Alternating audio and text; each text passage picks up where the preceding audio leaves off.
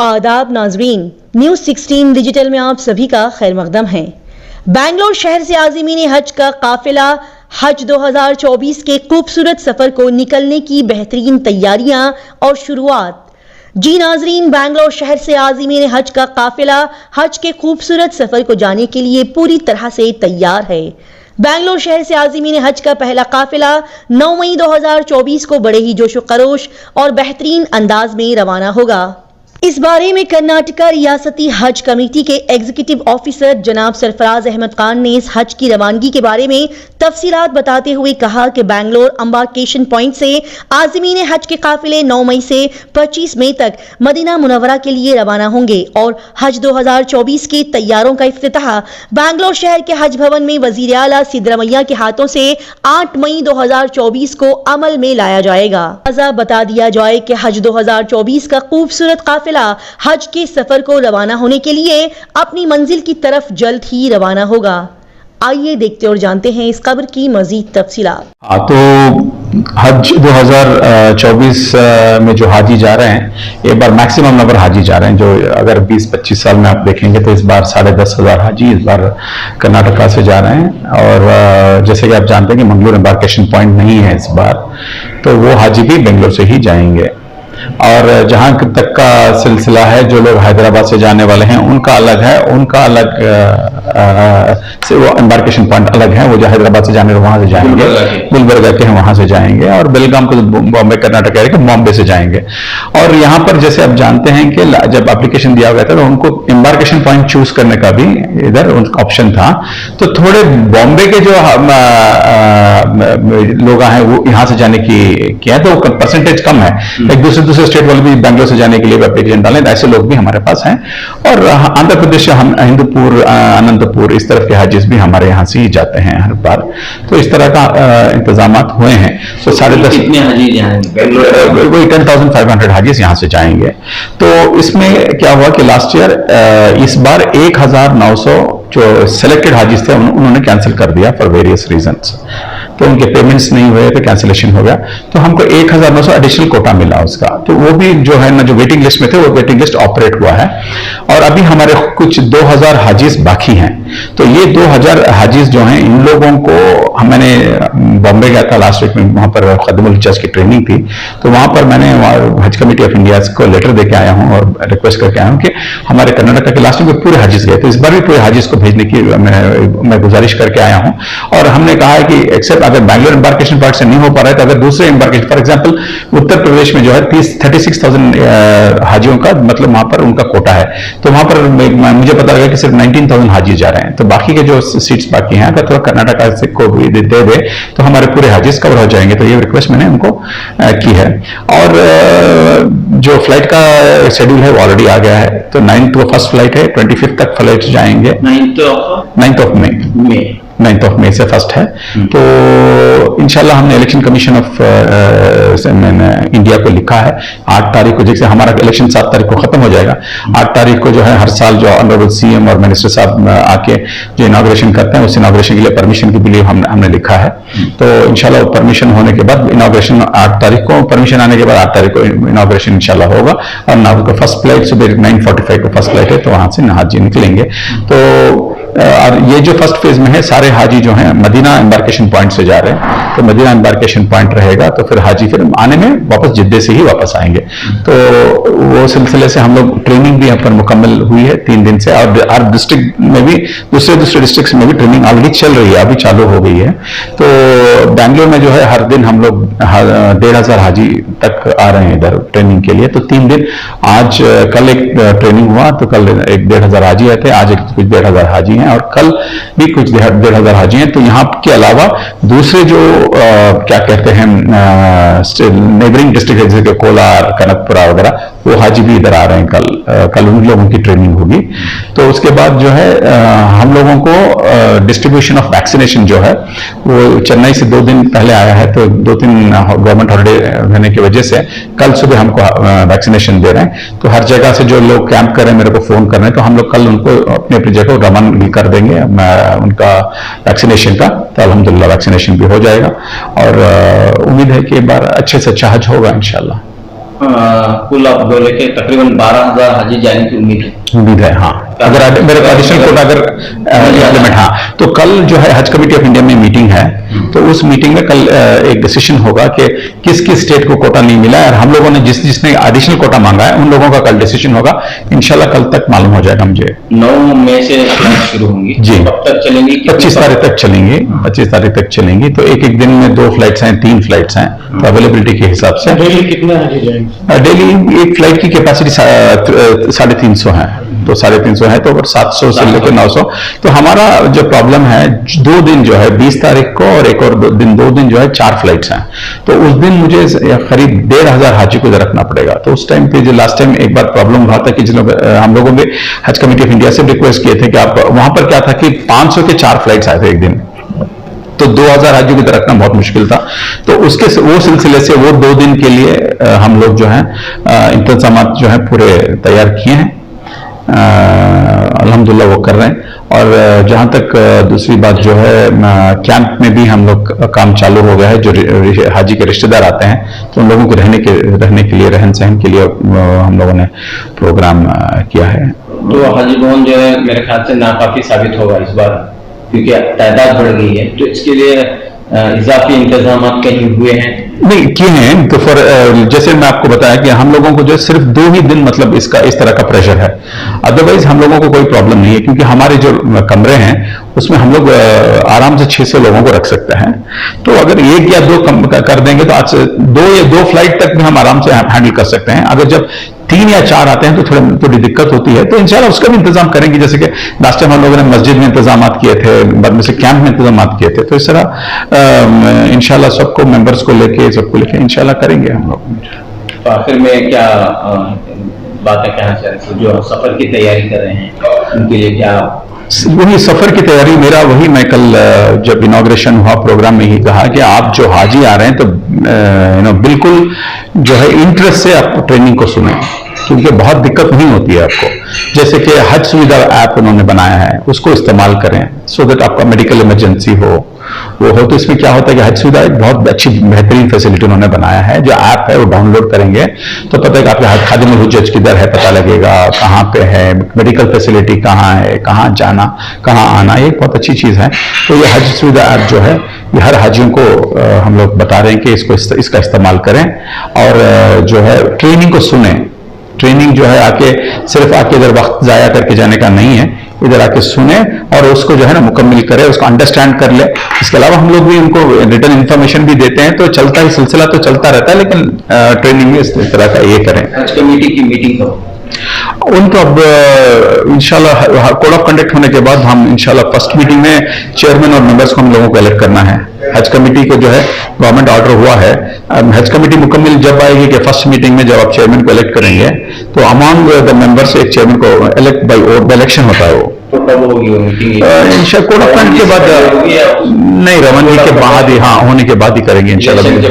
हाँ, तो इंशाल्लाह जब हाजी वापस आएंगे तो कमेटी मुकम्मल बनेगी और आएगी। और वहां का भी हम लोग क्या बोलते हैं, एयरपोर्ट का भी जो है हज टर्मिनल का भी हम लोगों ने बात किया है। और 30 तारीख को हम लोगों ने मीटिंग बुलाई है ऑफिसरों की, हर साल हम करते हैं ट्रेनिंग, जैसे पुलिस, इमिग्रेशन, कस्टम्स, उन लोग एयरपोर्ट अथॉरिटी को वगैरह, so that smooth operation of flights हो। तो इसके लिए अभी भी हमने इंतजाम किए हैं। और 2 तारीख को वॉलंटियर्स की भी मीटिंग बुलाए हैं, तो हर वॉलंटियर्स इसमें काम करते हैं। तो अल्हम्दुलिल्लाह इस बार का कैंप इंशाल्लाह सक्सेस इंशाल्लाह। सर, हर साल पब्लिक की कंप्लेंट ये रहती है कि बाथरूम क्लीन नहीं रहता है। हाँ, तो मैं यही गुजारिश करना चाहता हूँ। मैं कल भी कोई लोग मेरे पास आए थे, यहाँ पर कुछ 35 टॉयलेट्स हैं। जब आप जाते हैं आपकी भी जवाबदारी है कि जब आप उसको साफ सुथरा क्लीन करके साफ सुथरा वापस आए। आप जाते हैं तो उसमें सैनिटरी नैपकिन डाल देते हैं, बच्चों का ये डाल देते हैं, दूसरे लोग क्लीन करने भी इंसान है, आप उनका भी निगाह रखना चाहिए ना। जो पानी की जो बॉटल है आप इस्तेमाल करते हैं, वो पानी है लेकिन बॉटल ले जाते हैं उसमें कमोड में डाल देते हैं, उसका कौन क्लीन करने वाला? लास्ट टाइम 150 टॉयलेट्स है, अगर टॉयलेट्स अगर इस तरह आप खराब करेंगे और अगर जब अब हम लोग जैसे टॉयलेट जाते हैं तो हम लोग आपको खुद उसको क्लीन, जैसा क्लीन था वैसा उसको क्लीन करके आएंगे तो अल्हम्दुलिल्लाह वो होगा।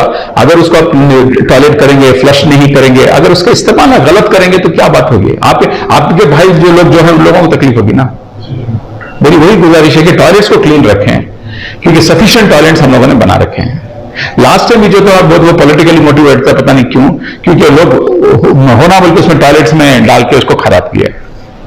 वहां पर कुछ 50-100 टॉयलेट से कोई जाके उसका इस्तेमाल ही नहीं किया, इसको क्यों वीडियो बनाए। तो ये कुछ सियासत कुछ साजिश थी 2 साल पहले। इस बात इंशाल्लाह नहीं होगी कि हमारे वॉलंटियर्स काम करें। मेरी एक और वही गुजारिश है कि अब जहां भी जाते हैं तो साफ सुथरापन रखें। कैंप में भी खाना उधर फेंक देना, कितना लोग कितना काम करेंगे। कि हज 2024 के लिए क्या नई तब्दीलियाँ आई हैं, क्या नए अहकामात हैं, डायरेक्शंस हैं। देखिए, हज़रत इब्राहीम अलैहिस्सलाम से लेकर ता क़यामत तक नबी करीम सल्लल्लाहु अलैहि वसल्लम जो हज का तरीक़ा बयान किए हैं, जो हज आपने किया है, उसमें कोई तब्दीली नहीं आ सकती। अलबत्ता उस अमल को करने के लिए जो तब्दीलियाँ आती हैं वो समाजी तब्दीलियाँ हैं, वो तब्दीलियाँ आती हैं। वो तब्दीलियाँ किस शिद्दत से आती हैं, ये जो है हमारी डिजिटाइजेशन पे डिपेंड है।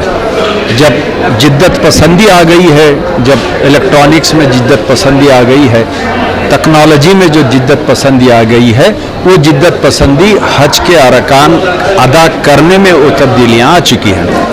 मिसाल के तौर पर एक दौर था कि हमारे पास स्मार्टफोन नहीं हुआ करता था। आज के दौर में अगर स्मार्टफोन नहीं है तो आप रियाजुल जन्ना में दाखिल भी नहीं हो सकते। अब जो सेंट्रल गवर्नमेंट का हज कमेटी ऑफ इंडिया मुंबई से जो हज सुविधा ऐप जो हुआ है, जिससे आप अपने कवर के दूसरे आज़मीन को ढूंढ सकते हैं, अपने लगेज को पहचान सकते हैं, खादिमुल हुज्जाज को ट्रेस कर सकते हैं, ये जब तक आपके पास स्मार्टफोन नहीं है आप नहीं कर सकते। ये तब्दीली है। पहले हरम में जब दाखिल होते थे, हर किताब में यही लिखा है कि हरम में दाखिल होने के बाद आप मस्जिद हराम में दाखिल हो जाएंगे। आज वो चीज़ आज नहीं है। आपको चाहे या तो बाब नंबर 1 से जाना है या बाब नंबर 79 से जाना है। इस किस्म की तब्दीलियाँ लोगों की ज़्यादती की वजह से और टेक्नोलॉजी की सहूलतों की वजह से इसमें तब्दीलियाँ आई हैं। तो इस साल भी ये तब्दीलियाँ हैं। ट्रांसपोर्टेशन में तब्दीलियाँ हैं, रिहाइश में तब्दीलियाँ हैं, आपको रियाजुल जन्ना में जाने के लिए तब्दीलियाँ हैं, आपको ऐप डाउनलोड करने के लिए जो है ना आपको स्मार्टफोन का होना ज़रूरी है। ये तब्दीलियाँ आज हैं। हो सकता है अगले साल फिर तब्दीलियाँ इसमें तब्दीलियाँ हों। हाँ, इस बार चंद बातें जो इस बार नहीं हैं, वो जो हमें दिल्ली के ट्रेनिंग में या दिल्ली के जो मीटिंगों में हमें पता चला है कि इस बार हम जो है जो मीना के जो टेंट्स हैं वो अपग्रेडेड टेंट्स हमें मिलने की इस बार इम्कानात हैं। और जो हमारे टेंट जो मुज़दलिफ़ा में हुआ करते थे, इस बार वो नहीं, सिर्फ मीना में ही मिलने की हमें आज इस बार गुंजाइश है। ये तब्दीलियाँ वहाँ पर हमारे लिए हैं। तो ये तब्दीलियाँ हैं इस वक्त। फिर आगे साल क्या होगा इसका कोई हमें इसका अंदाज़ा नहीं है। जहाँ तक मनासिक हज हैं, इसमें कोई तब्दीली ता क़यामत तक नहीं आ सकती, मगर इन मनासिकों को अदा करने के लिए जो तरीक़े-कार है, उस तरीक़े-कार में तब्दीलियाँ ज़रूर आती रहेंगी। ये हमेशा इसका सिलसिला जारी रहेगा। तो आज यहाँ पर कितने लोग शामिल हैं आपकी इस तरबियत में? कल और आज कितने लोगों को तरबियत दी जा रही है? देखिए, कुल मिलाकर लगभग 5,500 आज़मीन हज को यहाँ पर तरबियत दी जाएगी। बेंगलोर के 1,700 कल और आज हुआ है। और कल जो है बेंगलोर रूरल डिस्ट्रिक्ट, तुमकुर, कोलार, चिकबल्लापुर और रामनगर डिस्ट्रिक्ट, इन लोगों को हम जो है कल देने वाले हैं, यानी 29 को देने वाले हैं। 30 को मैं मंडिया में दे रहा हूं और 1 तारीख को इंशाअल्लाह मैं बलारी में दूंगा। इससे क़बल हमें गुलबर्गा में 2 दिन की तरबियत, ये बड़े मजबूर हो गए हैं हम। एक तो वक्त की मजबूरी, दूसरा आज़मीन हज की सब्र की मजबूरी। 2 दिन का प्रोग्राम हम 1 दिन में समेट रहे हैं। फिर भी हम तमाम जितनी बातें बोलना है उतनी बातें हम बोलने की कोशिश करते हैं। गुलबर्गा वाले 2 दिन की ट्रेनिंग रखे थे, हम गुलबर्गा ट्रेनिंग ख़त्म किए, हम बीदर की ट्रेनिंग ख़त्म किए और धारवाड़ की ट्रेनिंग ख़त्म किए। इस बार अल्हम्दुलिल्लाह हमारा जो फोरम है इंडियन हज ट्रेनिंग फोरम, हमें इस बार महाराष्ट्र स्टेट में सांगली से भी हमें दावत थी, सांगली में भी हमने ट्रेनिंग दी है। तो हज ट्रेनिंग फोरम जो हमारा बेंगलुरु का है, इंशाअल्लाह इसी तरह हम खिदमत करते रहेंगे। तो आखिर में सेहत के ताल्लुक से एक ही पैगाम है, हर आज़मीन को चलने की सलाहियत होनी चाहिए। कम से कम हर रोज़ 10 किलोमीटर चलने की सलाहियत होनी चाहिए, तब जाकर आप इत्मीनान बख्श उम्रा कर सकते हैं, इत्मीनान बख्श हज कर सकते हैं, जितनी तसल्ली बख्श आप नफिल तवाफ कर सकते हैं। ये सेहत पे मुबनी है। सेहत इस हद तक के आप चलने के आदी हो। Sugar it is a management, BP it is a management, मगर चलना जो है ये इंसान की फितरत है। चलने के आदी होना चाहिए। चलना है, चलना है, चलना है। इंडियन हज ट्रेनिंग फोरम के हमारे एक मेंबर थे। हमारे मैं इसी उम्रा का विजुअल प्रेजेंटेशन, डिजिटल प्रेजेंटेशन में देता हूं। उसके बाद मजहर रशादी साहब के बरखुरदार जो हमारे इंडियन हज ट्रेनिंग फोरम के जो मेंबर हैं, मैं उनसे गुजारिश करता हूं कि वो आपको हरम अंदर मकाम में ले जाएं, सहन से और उम्रा करवाएं।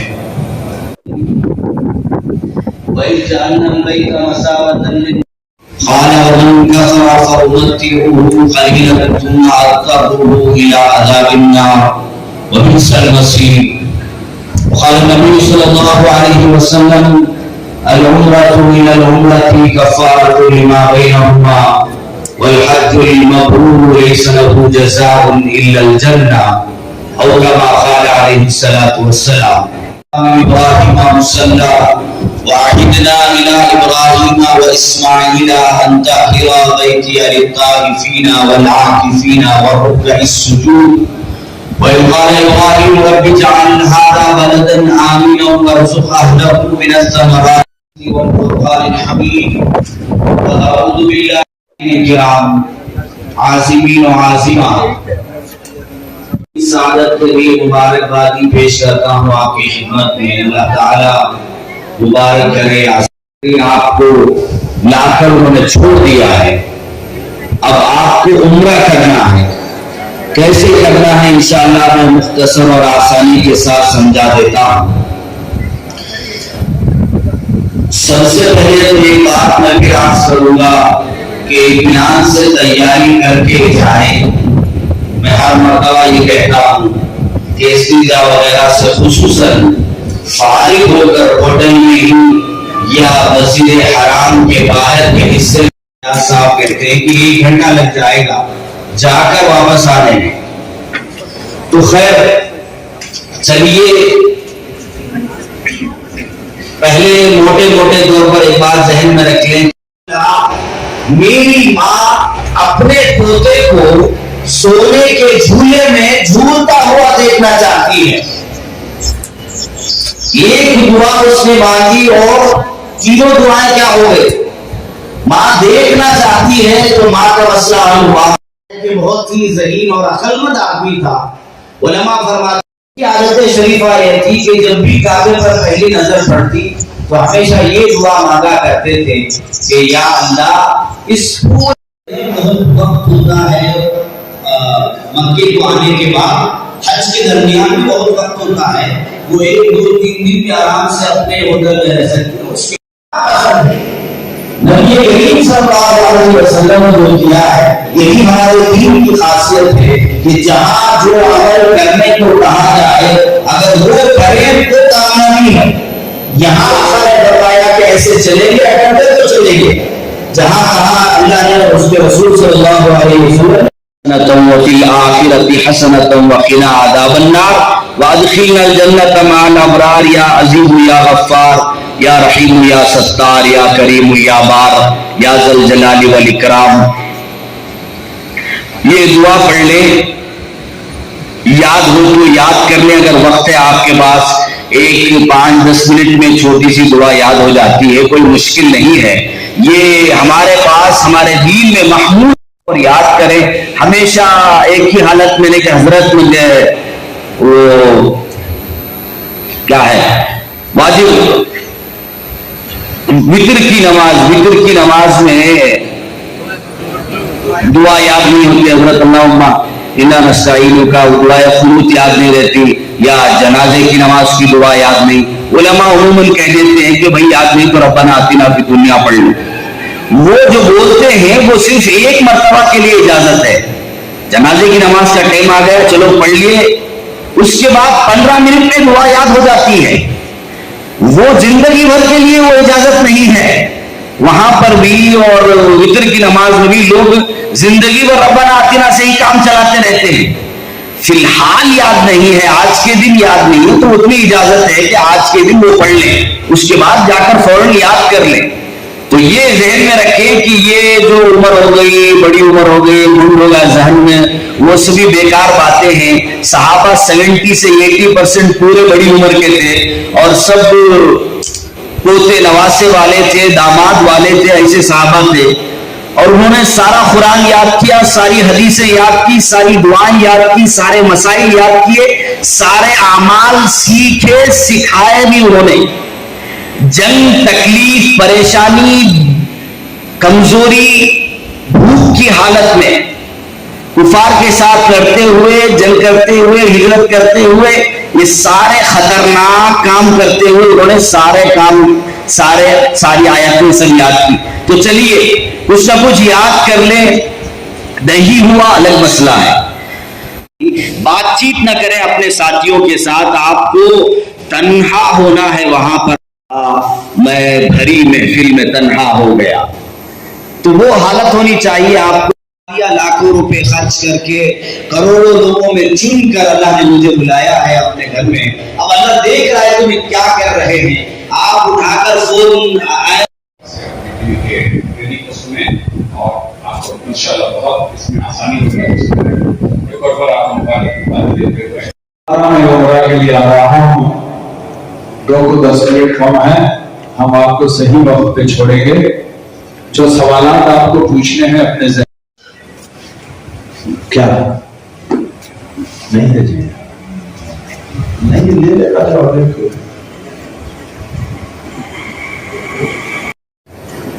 अब उलमा बयान करते हैं, लोग किताबों में लिखे हैं कि जैसे ही आप शहर में आते हैं हरम के 79 गेट नंबर 1 और गेट नंबर 79, इस दोनों से ही आपकी एंट्री है, वो भी सिर्फ एहराम की हालत में, एहराम की हालत से हटकर नहीं है। तो गेट नंबर 1 और गेट नंबर 79, जैसे ही तुम्हें खुदाई से आते हैं, हरम में दाखिल होते हैं सहन में, तो लेफ्ट साइड आ जाएं। लेफ्ट साइड में आने के बाद आपको गेट नंबर 79 दिखाई देगा। गेट नंबर 79 से आपको उम्रा करने वालों को अंदर एंट्री है। गेट नंबर 79 में दाखिल हो जाते हैं। दाखिल होने के बाद इस तरह उतरते हैं, आप इस तरह उतरते हैं। जैसे ही उतरते हैं आप मताफ में लैंड होते हैं। ये रहा मताफ में लैंड होते हैं। तो आप जैसे ही उतरते हैं, कमरा छोड़ने से पहले याद रखें कि आप अपने पास जो फॉरेन रियाल थे, सऊदी रियाल थे, उसे अपने सूटकेस में रखकर लॉक कर दें। और कमरे से निकलते वक्त हर एक आदमी को 100 रियाल देना ना भूलें। हर एक को, तुम्हारे चचा है, दाया है, बहू है, बेटी है, बहन है, बीवी है, जो भी है, उसको एक 100 रियाल की पत्ती उसके हाथ में रखना जरूरी। मैं होशियार हूं, सबके पैसे मैं रख ले तो नहीं, पैसे पूरे सूटकेस में रखो, लॉक करो। इंडिविजुअल एक आदमी को 100 रियाल की एक पत्ती दो, कई को